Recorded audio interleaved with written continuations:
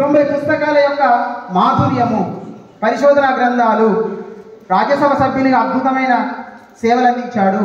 Cinema పాటలే 3500 పైగా రాశాడు. ఆయన సాహిత్యాన్ని మనం స్ఫూర్తిగా తీసుకొని, వ్యక్తిగత జీవితాన్ని స్ఫూర్తిగా తీసుకొని సాహిత్యాన్ని అటు సాహిత్యం చదివితే ఏంటి అసలు మనిషి యొక్క అసలు ఏం లాభం, మనకేం లాభం? మనిషి ఆయనలో ఉన్న, అతనిలో ఉన్న లేదా ఆమెలో ఉన్న రాక్షస స్వభావాలు తగ్గి దైవ స్వభావం పెరుగుతుంది. పలుకున్న కావ్యం అనంతం అనంతం, ప్రతిసారి నవ్యం వసంతం వసంతం, చిరునవ్వుతోనే నిషేధించగలిగే నిరుపేద హృదయం ప్రశాంతం ప్రశాంతం.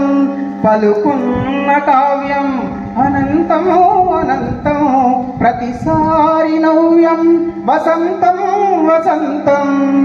గజల్, సినారెడ్డి గజల్ 10వ తరగతి వాళ్ళకు 8వ పాఠము జీవన భాష్యం ఉంది. అద్భుతమైన ప్రేరణాత్మక వాక్యాలు.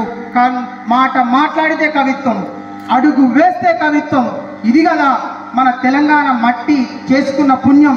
మొన్ననే వారం రోజుల కిందనే తెలంగాణకు 2 కళ్ళ లాంటి వాళ్ళైన దాశరథి కృష్ణమాచార్య జయంతిని చేసుకున్నాం, శత జయంతి. ఇది 94వ శత జయంతి. సింగిరెడ్డి నారాయణ రెడ్డి గారికి హృదయపూర్వకంగా జయంతి ఉత్సవాన్ని సభను మనం ఈ అవకాశం ఇచ్చినందుకు ప్రిన్సిపల్ గారికి, గౌరవ ఉపాధ్యాయులందరికీ హృదయపూర్వకంగా ధన్యవాదాలు తెలియజేసుకుంటూ, సినారాయణ రెడ్డి గారి ఆలోచన విధానం వర్ధిల్లాలి, అధ్యయనం చేద్దాం, అందరం బాగా మంచి సమాజాన్ని నిర్మిద్దాం. జై హింద్, జై తెలుగు.